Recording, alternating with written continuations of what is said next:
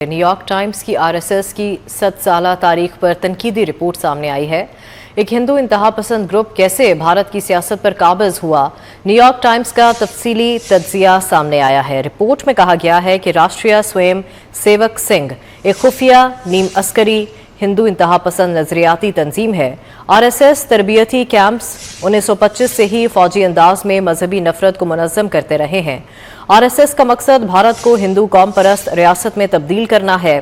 RSS के इंतहा पसंद हिटलर की तरह नस्ल परस्ताना नजरिए के हामी हैं।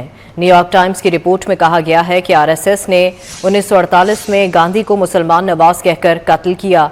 1975 की इमरजेंसी की मुखालफत से आरएसएस को माजी के जुराइम धोने का मौका मिला।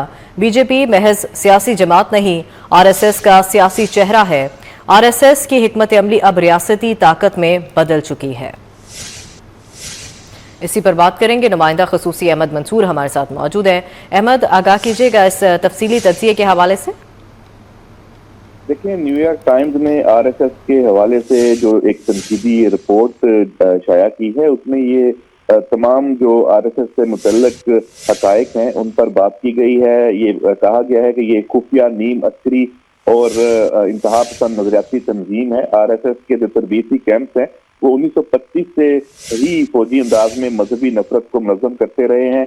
आरएसएस का मकसद भारत को एक हिंदू कौम परस्त रियासत में तब्दील करना है और 1948 में गांधी को मुसलमान नवाज कहकर कत्ल किया गया। 1975 की इमरजेंसी की मुखालफत से आरएसएस को माजी के जुराइम धोने का मौका मिला, लेकिन 1992 में बाबरी मस्जिद की शहादत से आरएसएस और बीजेपी ने मजहब को वोट बैंक में बदला।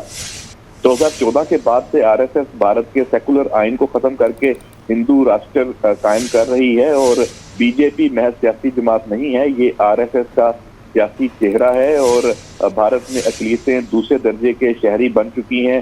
और गांधी के कत्ल की जो सोच है कि कातिल की जो सोच से मोदी तक, ये आरएसएस का जो सियासी सफर है ये खून आलूद रहा है। ये न्यूयॉर्क टाइम्स के इस आर्टिकल में कहा गया है।